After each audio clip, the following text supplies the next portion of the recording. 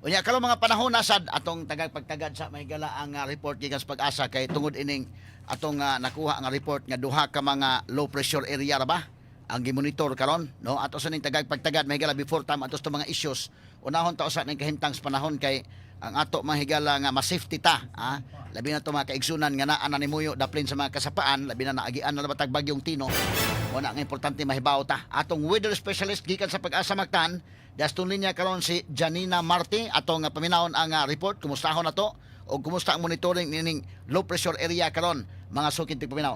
Janina, may buntag live karon sa DYHP, RMN Cebu ug IFM. Kumusta unsay latest sa kahimtang sa panahon? May buntag Attorney Rufil o sa itong mga suking paminaw matong latest weather update.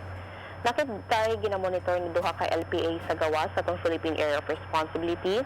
Kining una na mas duol sa itong PAR kay as of 2 a.m. naninidinha sa may 1,100 kilometers east of northeastern Mindanao.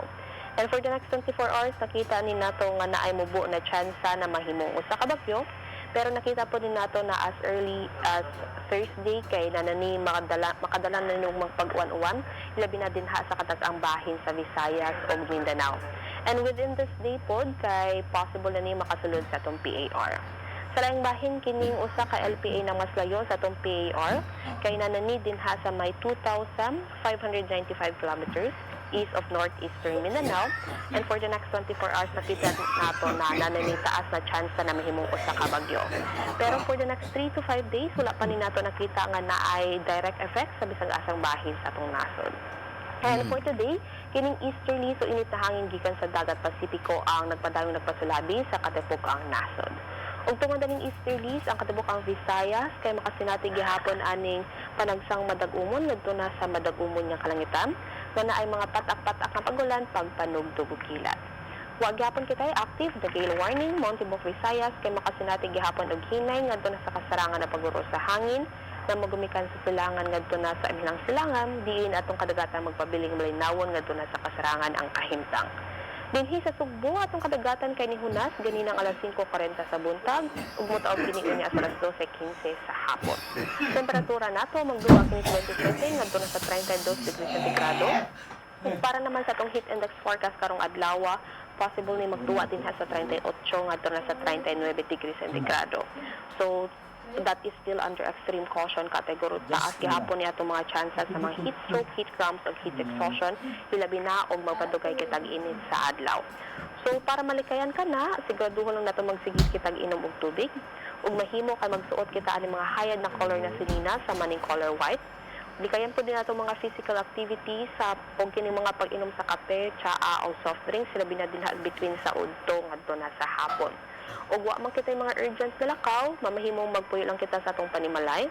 Pero og naman jud kita importante na lakwon kay magdala kita pananggalang lang sa init sa maaning kalo ug payong. Atong haring adlaw kay mosalap po niyang alas 5:57 sa hapon. Ug matong latest Janina, yes sir. ang atong ASEAN Summit magsugod na ugmang adlaw 3 days ni diri sa Sugbo. Kumusta uwanon or walay uwan kining 3 days nga mag-host ta sa ASEAN Summit?